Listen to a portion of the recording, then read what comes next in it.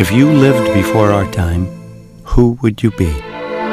What if you could choose from 1,000 yesterdays, when the past was today and the new took your breath away? Who would you be? How would you live? Who would you love? Living every generation before us, remembering for generations to come, the History Channel, where the past comes alive. In the early months of the Second World War, American submarines, known as the Silent Service, faced a critical problem. Commanders were complaining that their torpedoes were wildly inaccurate and that those that hit their targets often turned out to be duds. The War of the Pacific was being jeopardized and no one knew how to fix the problem. Our program looks at the evolution of torpedoes. From the beginning, they were weapons of terror that grew even more terrifying with each technological leap.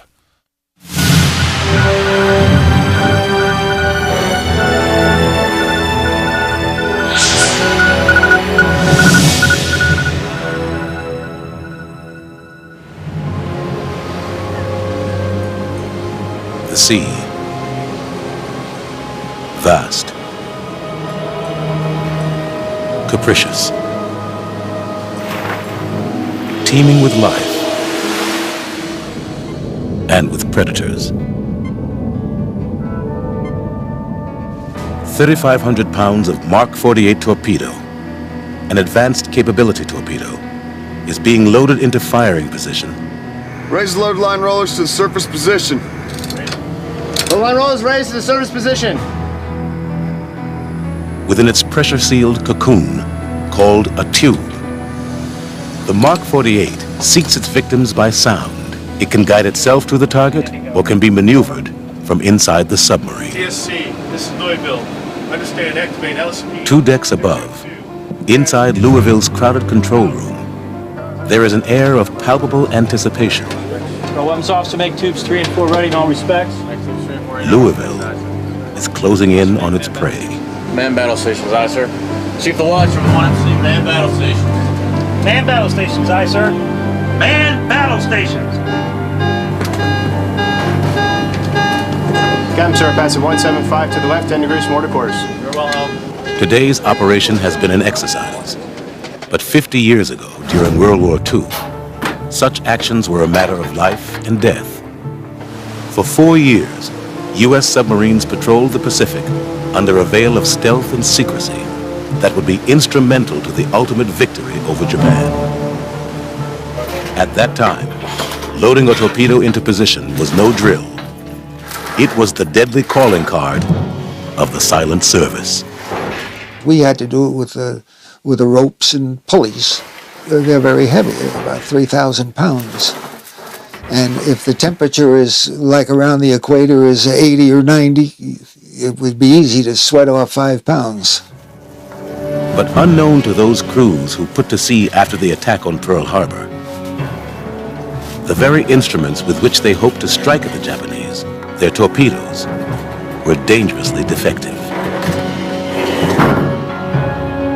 2 years of frustration and disappointment would pass before submarines would break through the bureaucratic and political barriers to create one of the single most effective weapons of World War II. Make ready, tube 2. Tube 2 ready. Fire 2.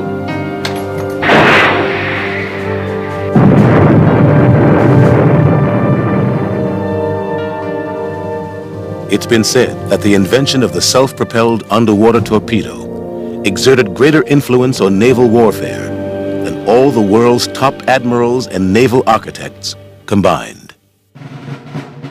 The first attempted use of underwater explosives emerged during the American Revolution. On September 6th, 1776, the single-man muscle-driven Turtle, designed by David Bushnell, tried to attach a 150-pound cask of gunpowder to the side of a British gunship in New York Harbor. The attempt was unsuccessful. Over the next few years, underwater explosives took on the generic name of torpedoes, after the torpedo ray, a species of fish that stuns its prey. Another American, Robert Fulton, is credited with the idea of providing mobility to the torpedo, thereby making it an offensive rather than a defensive weapon. His experimental submersible Nautilus was demonstrated in France in the early 1800s, but he could find no military sponsor. There would be few additional developments until the American Civil War. Confederate attempts to run the Union blockade led to the introduction of ironclad ships, moored torpedoes, or mines, and boom, or spar-mounted explosives. Spar torpedoes got to be fairly common. The Confederates had very little resources, but they had a lot of trees. So if you took a tree and put an explosive on the end of it and charged the ship and put a hole in it below the waterline, it sank. So spar torpedoes were an appealing weapon for the Confederate Navy. The Confederate submersible Hunley used a spar explosive to destroy the Union ship Housatonic in a daring attack off Charleston, South Carolina in 1864. The Hunley became the first submarine to sink a warship in combat, but her gallant crew sacrificed themselves in the effort. By the end of the Civil War, it was evident that armor, powerful explosives, and the submarine had brought an end to the glory days of sail-powered wooden warships. In 1868, Robert Whitehead, a British naval propulsion engineer, introduced a sleek new underwater weapon that he originally intended for use in harbor defense. The thing Whitehead brought was the idea of running it below the surface of the water. It became a stealthy weapon. But how do you get the power to run it if you don't have access to the air? He solved the propulsion problem by using a compressed air engine. In other words, you just took air and pumped it in up to 1,000 pounds per square inch or something like that in a tank, and then let the air out and use that air to run a small engine, and the engine turned to propeller. What Whitehead had developed was in fact an underwater missile. His torpedo contained its own propulsion and directional control and could run at a predetermined depth. That's one of the most remarkable pieces of absolutely intuitive engineering that I have ever heard of. He figured that out with no mathematical knowledge, no analytical knowledge of how the thing worked. It was just his engineering instinct. It was called the secret. Whitehead's secret was a pendulum, which, depending on the amount of outside water pressure, was activated to sense the up and down pitch of the torpedo and move the depth rudder accordingly. The Whitehead torpedo was designed to be launched from surface ships. It became an instant sensation among the world's naval powers. Curiously, the United States would be the conspicuous exception. In the years following the Civil War, the American military demobilized as national attention focused on Reconstruction. Nevertheless, in 1869, a specialized naval torpedo station, the first in the world, was established on Goat Island at the entrance to the bay in Newport, Rhode Island. When the torpedo was developed in Europe by Whitehead in the 1860s, the American Navy was slipping into its dark ages, and the number of ships we had during the Civil War diminished significantly. We went from 600 ships down to maybe 100 operative ships. Everything was on hold. And that's why, in a way, when you look at this torpedo and its development here, it stands apart from everything else naval that was happening in this country. Research primarily involved conventional spar-type torpedoes and explosives, such as those used in the Civil War. But soon, Newport was developing a self-propelled torpedo similar to Whitehead's. The resulting automobile fish torpedo was tested in 1871 with disappointing results. The hull leaked, and the compressed air flask for the rotary engine was not airtight. The first American attempt at a self-propelled torpedo never went beyond the experimental stage. The Navy made annual requests to Congress for funds to purchase automobile torpedoes like Whiteheads. These requests were regularly denied. Consequently, the creation of self-propelled torpedoes became the domain of independent inventors and entrepreneurs. Newport was host to dozens of trials and demonstrations, but none of these prototypes found their way into the U.S. inventory. By 1881, almost 1,500 Whitehead torpedoes had been sold to navies all over the world, but the United States did not have a single usable modern torpedo. In 1883, the U.S. Congress finally appropriated money for the Navy to acquire a new torpedo.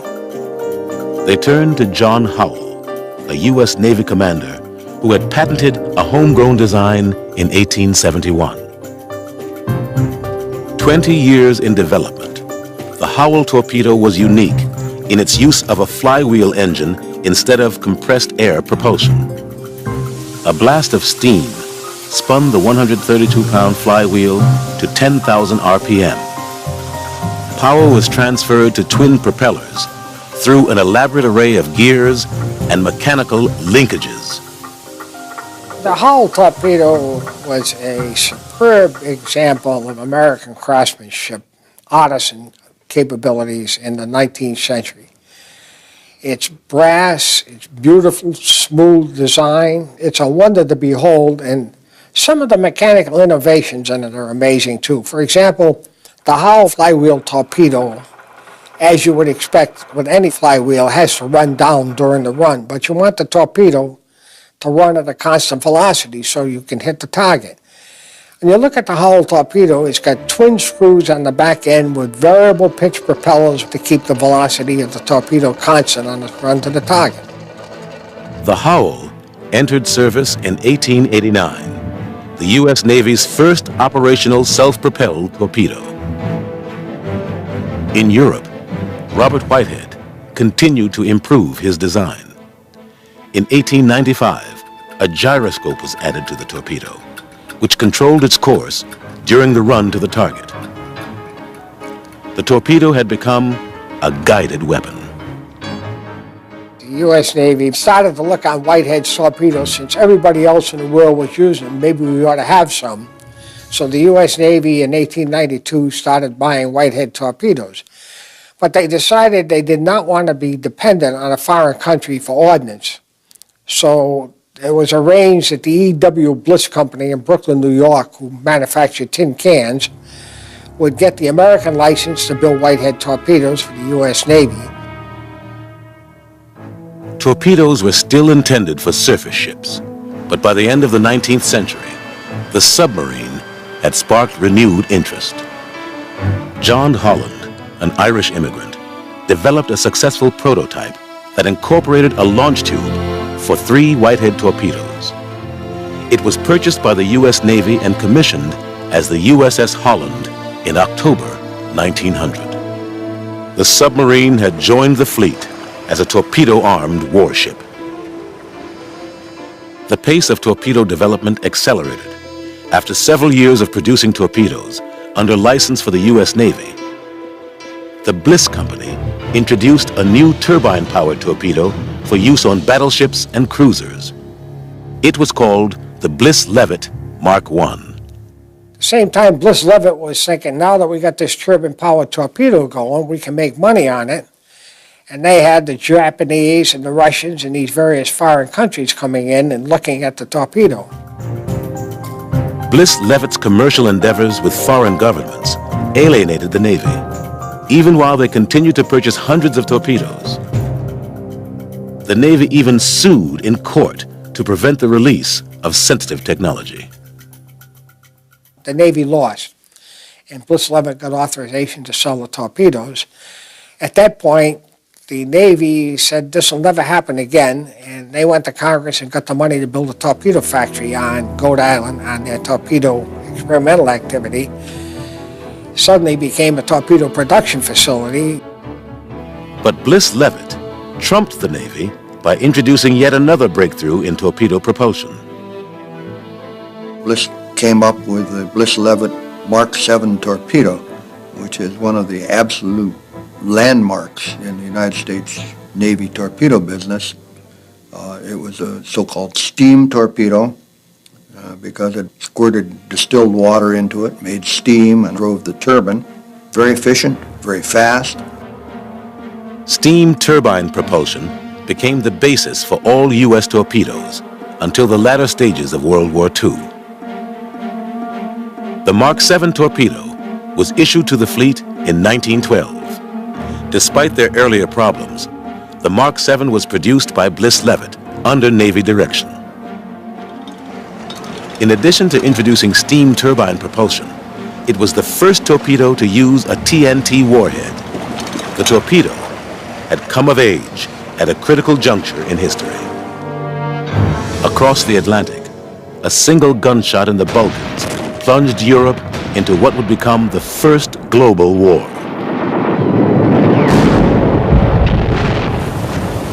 Although the sinking of the passenger liner Lusitania by German U-boats helped draw the United States belatedly into the conflict, the U.S. Navy saw little action. The German surface fleet stayed close to home and thus presented few targets. The number of torpedoes fired by the United States Navy in World War I was very, very small. As a matter of fact, the number of torpedoes fired in combat by the United States Navy outside of World War II is very, very small. Even so, the war years saw the Newport Torpedo Station grow in influence, but in the area of mines and depth charges rather than for its torpedo work. It was the Germans who proved how effective torpedoes could be. U-boats sank in excess of 5,000 ships, over 11 million tons. But it would take another world war for the Allies, including the United States, to fully absorb the lessons of that terrible toll.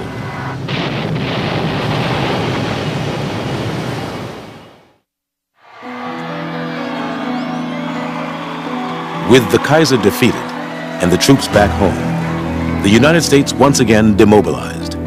The U.S. Navy consolidated all torpedo design and production in Newport. And they went off in their own merry way. Even Bliss was out of the business. There was no other torpedo establishment except the Newport Torpedo Station. The German U-boat campaign was all but forgotten as the United States Navy focused attention on the Pacific and another potential adversary, Japan. As a result, the concept of the fleet submarine was refined. The new submarine would be able to operate in conjunction with the surface fleet and also independently, ranging alone across the vast reaches of the Pacific Ocean.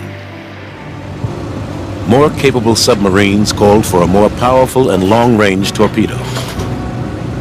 Drawing on early 1930s experience with a new airdrop torpedo, the Mark 13, the Navy authorized a family of torpedoes based on the same design.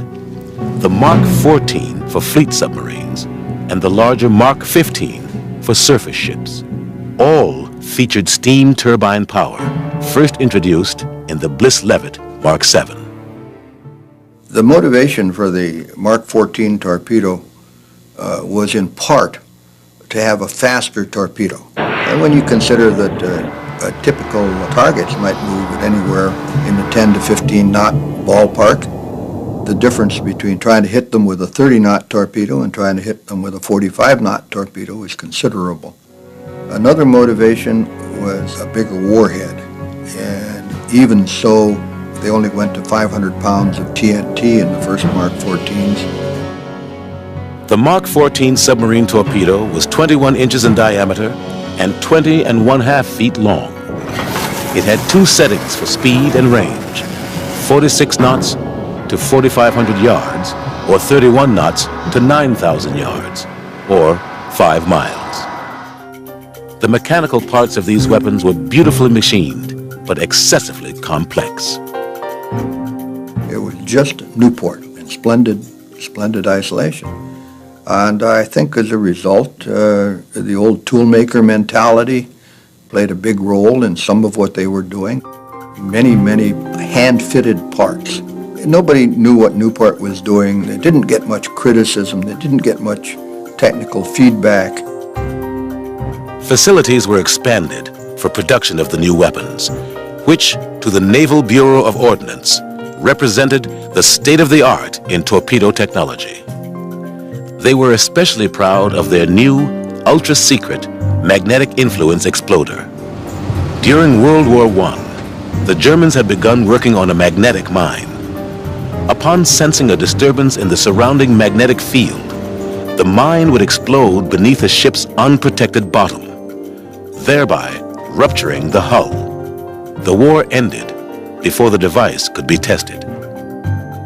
The U.S. Navy was intrigued by this new technology and initiated a highly classified program to create an influence exploder for torpedoes. A 500-pound warhead, a little bit on the light side for doing a lot of damage to ships as they were then being built. And it was generally, I would say, demonstrable that the same charge under the keel would do a lot more damage. As the magnetic exploder was developed over the following decade, very few people in the submarine community even knew of its existence. Ironically, Britain and Germany were also working secretly on the very same concept. All three countries had the influence exploder work going on in the back room to make increase the effectiveness of the warheads. The effort was so highly classified that on the eve of World War II, the operating U.S. Navy did not know it had an influence exploder for its torpedoes. The torpedo station had originally requested a derelict battleship to test the new exploder. The Bureau of Ordnance refused, this being viewed, in their words, as unessential. Navy Department says, no, we can't spend that much money. We'll find another ship. Well, how about an old cruiser? No. A destroyer? No. And finally, they got an old derelict submarine. On May 8, 1926, amid great secrecy, live warshot trials against a submarine hulk were undertaken at Newport. And so they fired 2 torpedoes at it. The first one passed underneath the target and failed to explode. The second one went to the target and exploded and sunk the ship. The torpedo was never tested again because a torpedo cost $10,000. So we went into the largest war that mankind ever fought with a torpedo that had a 50% failure rate. Sounds impossible, but it's true. In 1933, the cruiser Indianapolis and 2 destroyers were sent on a secret mission to the west coast of South America, along the equator, to test the magnetic exploders on dummy warheads. What was not taken into account were variations in the Earth's magnetic pull. Problems with the influence exploders, and be they German, British, or U.S., is that the magnetic field of this planet that we're on varies from point to point. So when you try and design an influence exploder that looks at abnormalities in the magnetic field, which is what the ship is when it goes by, these magnetic abnormalities and levels of intensity vary all over the world. The solid scientific base to make an influence exploder did not exist. Nevertheless, in 1934, the Mark VI magnetic influence exploder was declared ready for production. The position of the Bureau of Ordnance to disallow additional live tests of the magnetic exploder was absolutely clear at the torpedo station.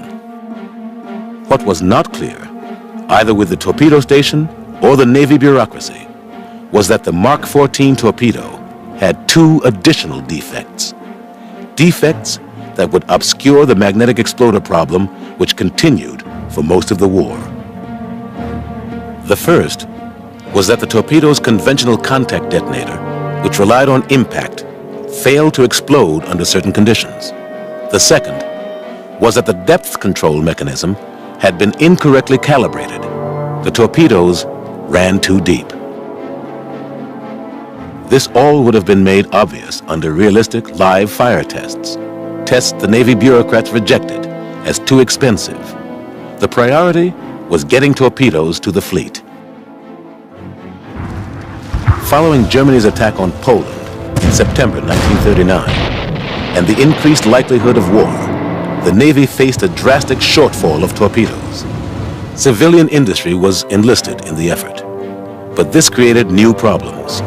Torpedoes could not be built like automobiles or tractors. One thing that most people don't appreciate is that the torpedo is an artisan hand-built weapon. Each torpedo is built, assembled, and proofed. It has a book with it that certifies it. That torpedo is a monolithic weapon. It's not something where you can swap an engine. Changes to the manufacturing process and minor adjustments and tolerances caused a high rejection rate when the new torpedoes were inspected by the Navy. They built a Naval Ordnance Park in Illinois, a Naval Ordnance Park in St. Louis. They hired International Harvester, they hired Pontiac. They had everybody making torpedoes all over the place, tremendous problems to bring these people up on the line. When the first reports of possible defects came in, the Bureau of Ordnance and Newport were only too willing to put the blame on civilian production problems. As the submarine sailed into harm's way, the torpedo's design flaws lay hidden. It would be left to the captains and crews of the silent service, not the ordnance establishment, to lead the way out of the quagmire. 2 hours in December 1941 turned an idyllic Sunday morning in Hawaii into an epic nightmare. Following the attack on Pearl Harbor, the U.S. fleet was ordered to execute unrestricted air and submarine warfare against Japan. But U.S. submarines had an inauspicious start. In the first engagement with the enemy, on December 14, 1941, in the Philippines, the USS Seawolf fired 8 torpedoes at a Japanese ship. 7 missed. 1 hit. None exploded. Bearing mark. So began the U.S. submarine war in the Pacific. In 45 separate attacks during the first weeks of combat, 96 Mark 14 torpedoes were fired, for a total of only 3 Japanese ships sunk. The most immediate impact of the submarine's poor debut was the failure to even seriously impede the Japanese invasion of the Philippines. Manila fell on January 1st, 1942. 10 weeks later, General Douglas MacArthur fled to Australia. The Battle of Midway in June 1942 was considered the turning point of the Pacific War. But despite the American victory, 18 U.S. submarines deployed as a defensive screen failed to sink a single Japanese warship. Submarine commanders blamed the lack of success on 2 primary causes: faulty torpedoes that ran too deep, and torpedoes that were hitting the target but not exploding. Fire 1. There were a lot of reports of deep-running torpedoes, or suspected deep-running torpedoes, because proving that they're running deep is difficult. And the Bureau of Ordnance was saying, well, you guys ain't shooting straight. You know, in those days, they took an attitude that, well, maybe you're right, maybe you're wrong. And we lost a lot of good skippers of submarines because they were disbelieved. We pretty much, let's say, we 80% believed the sound operator who said, I can hear them hitting the target. So most of what we felt was tremendous frustration. Not only that, we felt that taking such great risk with our own lives for nothing, it was bad on morale. At Pearl Harbor, Rear Admiral R.H. English sided with the Bureau of Ordnance in placing the blame on the submariners' lack of initiative. to be commander of the Bureau of Ordnance was very important and was a stepping stone to even higher command to flag rank. So the power of the Bureau of Ordnance and its prestige is one of the reasons not to challenge its favorite submarine weapon, that is this torpedo. In Western Australia, however, Rear Admiral Charles Lockwood took his submarine captain's complaints seriously. On June 20th, 1942, outside the harbor in King George Sound, in southwest Australia, Lockwood test-fired torpedoes against moored fishing nets. Although more than 800 torpedoes had been fired in combat, this was the first controlled test since 1926. The firings proved to Lockwood's own satisfaction that the Mark 14 was running on average 11 feet deeper than set. Washington ridiculed the test. The immediate reaction for the Bureau of Ordnance was you didn't have the torpedoes trimmed right. The weight distribution wasn't right. Furious, Lockwood repeated the test. The results were the same. Finally, the Bureau of Ordnance ordered its own investigation of the depths problem. On August 1st, 1942, almost 8 months after Pearl Harbor, Newport conceded that the Mark 14 depth control mechanism had been improperly designed and tested. But after incorporating the necessary modifications, sinkings did not dramatically increase. Downscope! Complaints about premature detonations, erratic runs, and dud torpedoes fell on deaf ears. The magnetic exploder became the primary suspect. Admiral Ralph Christie, who took over command of submarines in Australia when Admiral Lockwood was transferred to Pearl Harbor, adamantly refused to consider magnetic exploder defects. Not surprisingly, Christie had been responsible for its design while in the Bureau of Ordnance. He specifically ordered his submarine crews not to tamper with the magnetic exploder. When we took a load of torpedoes out, we were forbidden to mess with the exploder mechanism. But of course we did. But they knew that we were doing it, and so they used little tricks. And one of the things they did, when they put in the screws to hold the exploder mechanism into the warhead, they would put little dabs of green paint. Now if you remove that, that paint would be disturbed. Well, we would do this. We would go to the torpedo man in the torpedo shop and say, what color paint are you using on the torpedoes? Well, we're using blue. Now, well, give us a little can of blue paint because we want to take them apart and make them work. And then if we bring them back, we'll paint them up blue again.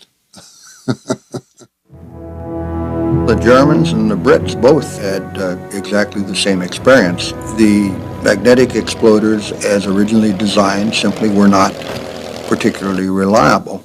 They were capricious. Sometimes, especially close to the equator, they would get signals too far away from the ship, and they had prematures. Finally, in June 1943, Admiral Chester Nimitz, commander of the Pacific Fleet, ordered the deactivation of magnetic exploders on all torpedoes.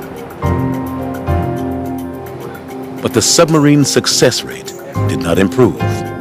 Instead, the number of torpedo failures seemed to increase. The Bureau of Ordnance, in the meantime, had corresponded with Albert Einstein at Princeton University on a variety of issues, including torpedo detonation.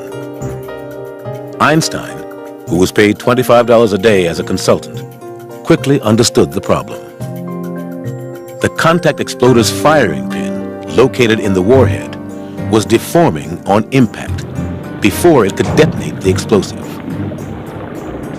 Einstein's immediate suggestion was to add a space at the front of the warhead, providing an additional cushion to absorb the initial shock. The Navy never pursued Einstein's suggestions, and once again, the submariners had to find their own solutions. The torpedo controversy came to a head in July 1943, when the USS Tenosa received intelligence that a large Japanese tanker would pass through her patrol area the next morning. We fired 4 torpedoes from 1,000 yards. The sound man could hear them hit, but no explosions. And the skipper was about to cry. And the exec on there and myself said, "Captain, this ship is tracking right on course. The speed and course we've got is exactly right." He said, "All right, I'll fire 2 more torpedoes at his stern, and I'll aim them by periscope." But we fired those on a run of 4,000 yards, which is 2 miles. And one missed, and one hit his stern, blew his stern up, and he couldn't move again. So he sat there. We fired over the next 3 hours, 3 to 4 hours, 12 more, one at a time. We fire one side, we go around to the other side. Consternation and frustration extreme. None of the 12 torpedoes exploded. The Americans were finally chased away by Japanese ships sent to help the beleaguered tanker. Dan Dasby, Tenossa's captain, saved his last torpedoes as conclusive evidence that something was very wrong. Now, Admiral Lockwood had to accept that yet another component of the Mark 14, the contact exploder, was also defective. These sheer cliffs on uninhabited Kaho'olawe Island, southwest of Maui, provided the final piece of the exploder puzzle. On August 31st, 1943, as a Navy patrol plane circled overhead, 3 torpedoes were fired against Kaho'olawe's underwater cliffs. The first and second torpedoes detonated. The third was a dud. A Navy diver went down doing probably one of the most under-heralded and most heroic things that's been done in the course of the war. He went down and put a line on this live warhead that had not exploded, and they fished it up, and then they took the damn thing apart. Finally, they found out what was causing the trouble. There's a little ring that was just too light, and if you hit it too hard, it would just crush. But if you hit it a glancing blow, it was just right. Well, all they did was make a little change in that, and they turned out a couple on the lathes and tried it out, and they worked like a charm. Make ready, tubes 1, 2, and 3. Make ready. The problems that had plagued the Mark 14 torpedo since the start of the war had finally been corrected. Fire 1. The date was October 1943.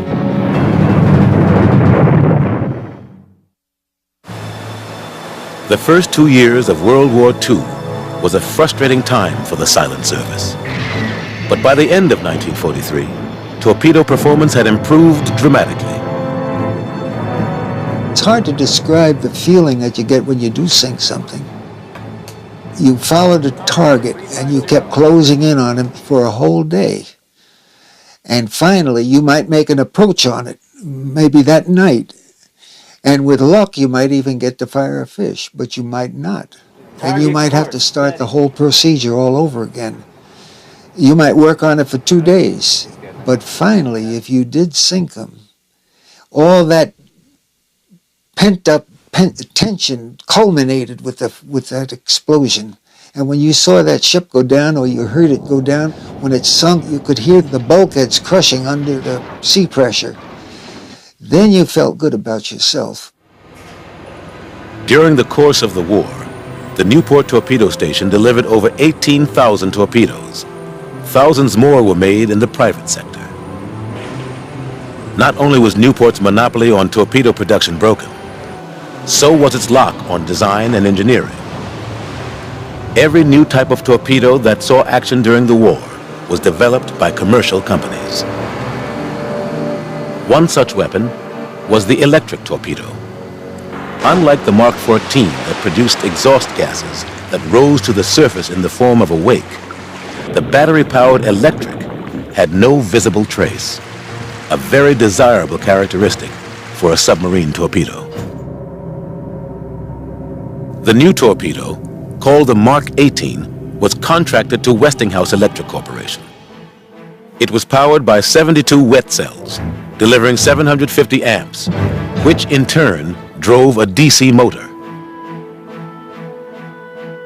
It was important that all those cells be working, and in those days, our maintenance procedure was to check the water levels when you started, check the gravity of every cell, every one of those 80 cells, and make sure it was up.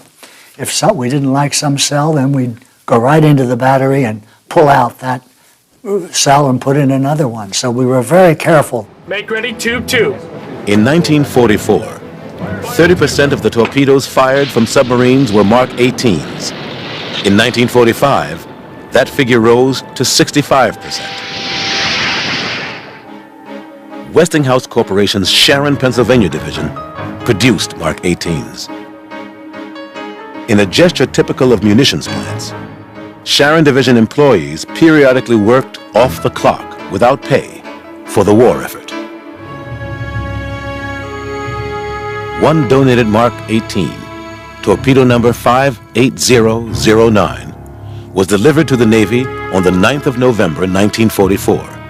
It was loaded aboard a new submarine, the USS Taranti in New London, Connecticut in January 1945.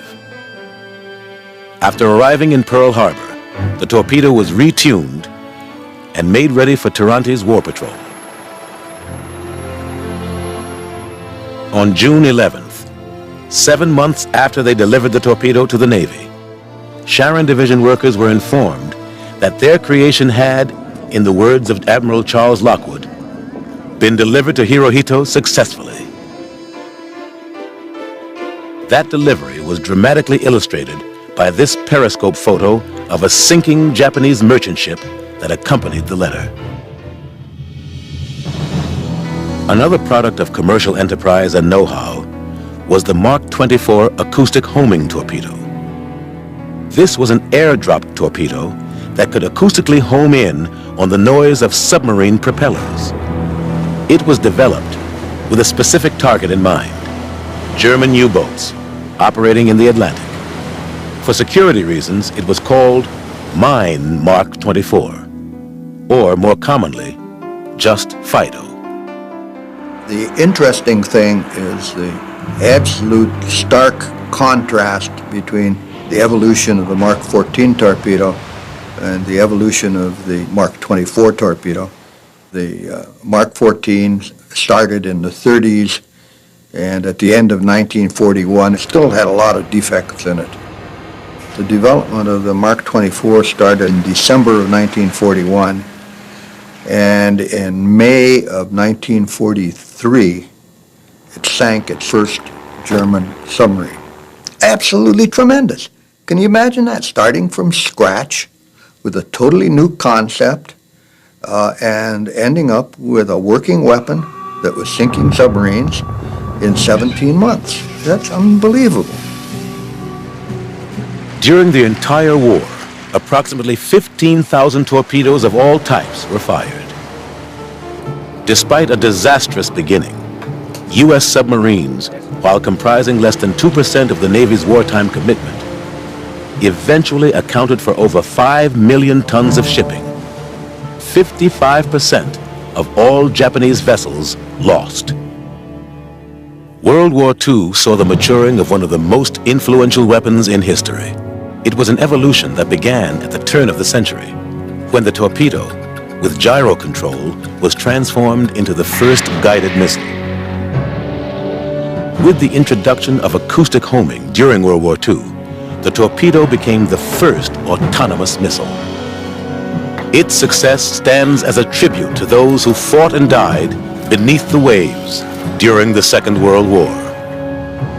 Today, on board the USS Louisville and her sister submarines of the Silent Service, the torpedo, that lethal device of infinite complexity, remains poised, listening, deep in the oceans of the world.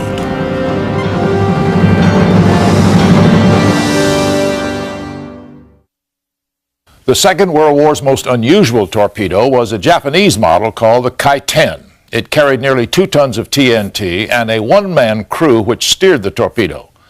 What most models didn't have was an escape hatch for the crewmen, making it the underwater version of a kamikaze attack. There were very few successes, but in the final month of the war, a Kai-10 did sink a U.S. destroyer escort, killing more than 100 American sailors.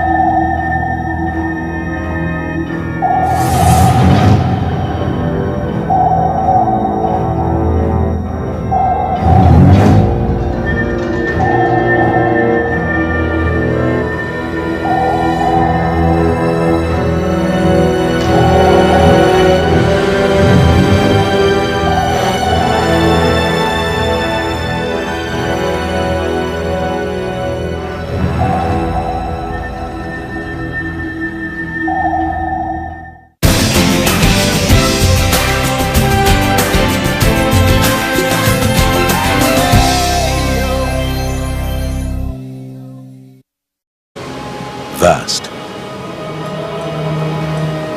capricious, teeming with life and with predators. 3,500 pounds of Mark 48 torpedo, an advanced capability torpedo, is being loaded into firing position. Raise the load line rollers to the surface position. Load line rollers raised to the surface position. Within its pressure-sealed cocoon called a tube. The Mark 48 seeks its victims by sound. It can guide itself to the target or can be maneuvered from inside the submarine. TSC, this is Louisville. Understand activate LSP. 2 decks above, inside Louisville's crowded control room, there is an air of palpable anticipation. Weapons officer, make tubes 3 and 4 ready in all respects. Louisville is closing in on its prey. Man battle stations, aye, sir. Chief the watch from 1MC, man battle stations. Man battle stations, aye, sir. Man battle stations. Captain, sir, passing 175 to the left, 10 degrees from order course. Very well. Tube 2 ready. Fire 2.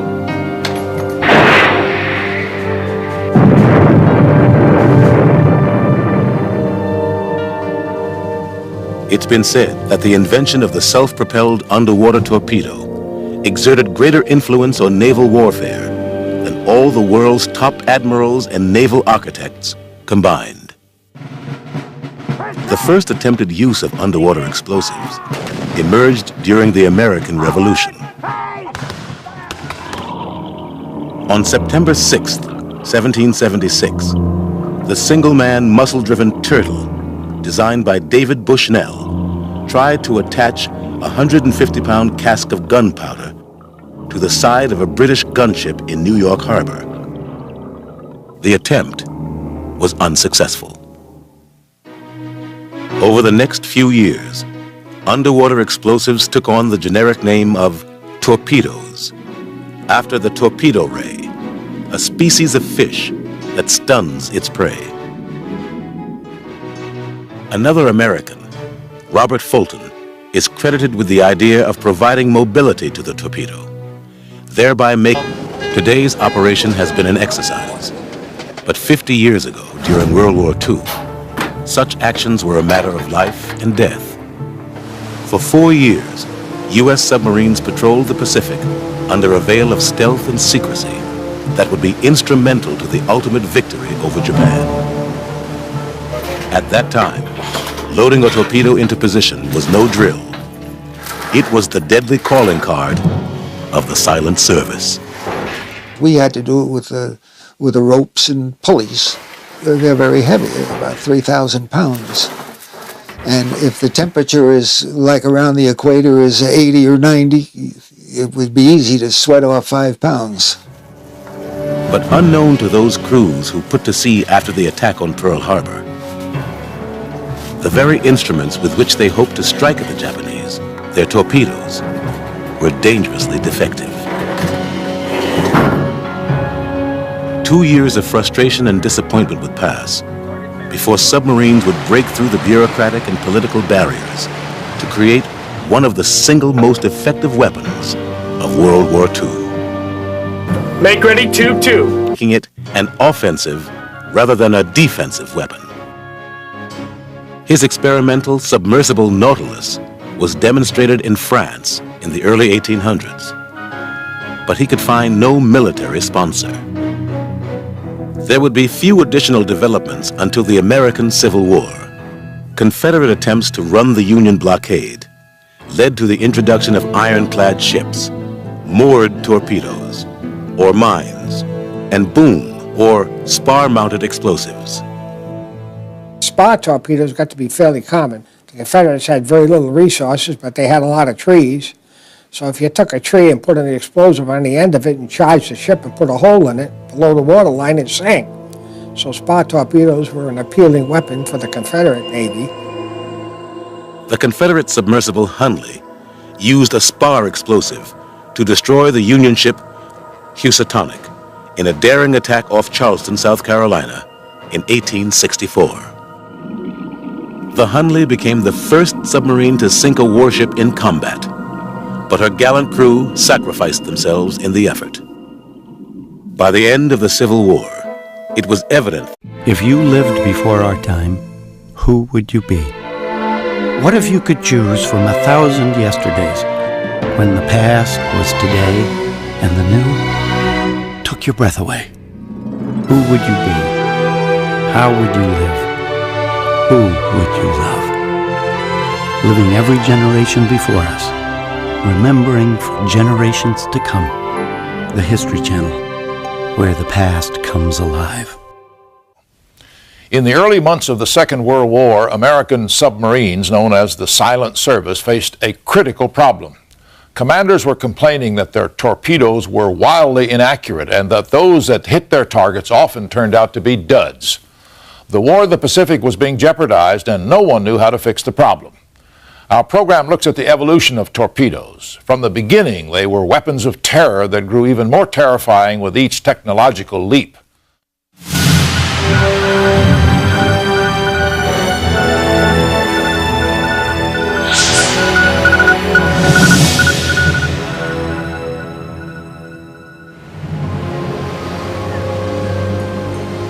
The sea